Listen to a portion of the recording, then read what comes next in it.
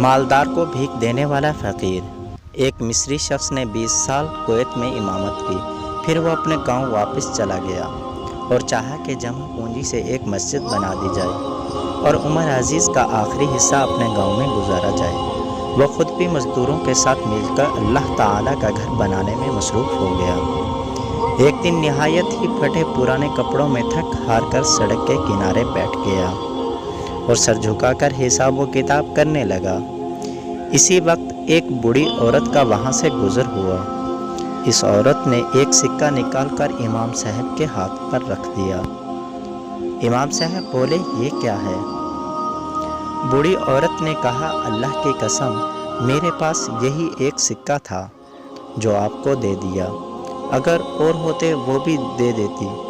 بوڑھی عورت سمجھی کہ یہ کوئی مانگنے والا ہے اور کم دینے کا غصہ کر رہا ہے۔ امام صاحب نے اپنے ڈرائیور کو اشارہ کیا کہ وہ اس بوڑھی عورت کو گھر چھوڑ آئے اور دیکھ کر بتائے ان کے حالات کیسے ہیں۔ ڈرائیور نے واپس آ کر کہا، امام صاحب، اس بوڑھی عورت کے خاوند کا انتقال ہو گیا ہے۔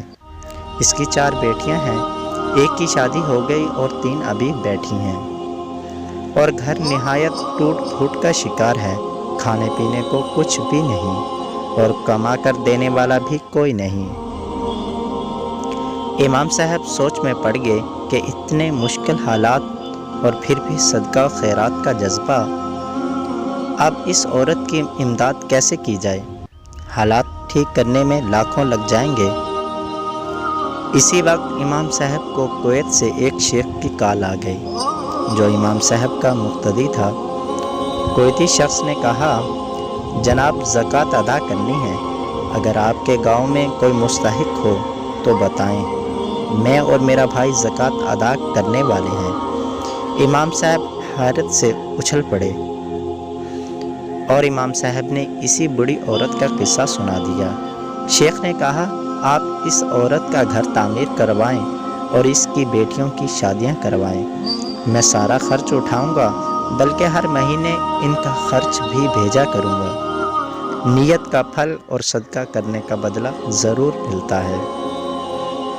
نبی کریم صلی اللہ علیہ وسلم نے قسم اٹھا کر فرمایا کہ صدقہ کرنے سے مال کم نہیں ہوتا۔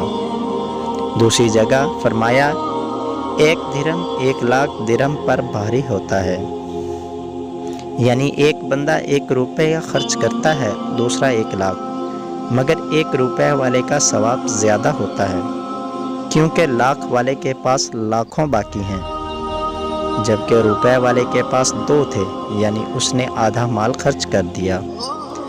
مجھے ایک صاحب نے بتایا، ایک خاتون جو گلی محلوں میں بھیک مانگتی ہے، وہ ایک دینی ادارے کی تعمیرات میں حصہ ڈالنے کے لیے 2 بیگ سیمنٹ کے بطور عطیہ دی گئی ہے۔ اصل مالداری دل کی مالداری ہے۔